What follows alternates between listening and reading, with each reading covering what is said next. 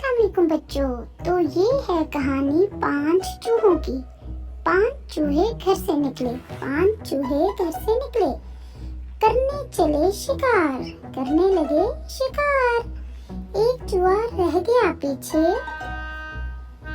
बाकी रह गए 4। 4 चूहे जोश में आकर लगे बजाने बीन। एक चूहे को आ गई खांसी, बाकी रह गए 3। 3 चूहे डर कर बोले, क्या बोले? घर को भाग चलो, घर को भाग चलो। एक चूहे ने बात न मानी, बात न मानी, बाकी रह गए 2, सिर्फ 2। 2 चूहे मिलकर बैठे, दोनों ही थे नेक। एक चूहे को खा गई बिल्ली, खा गई बिल्ली, बाकी रह गया 1।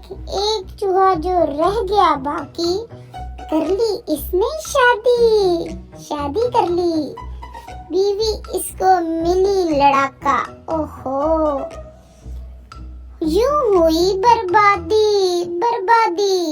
तो प्यारे बच्चों, अगर आपको इस तरह की पॉइंट्स और चीजें पसंद हैं तो मेरे चैनल को सब्सक्राइब करें। अल्लाह हाफिज।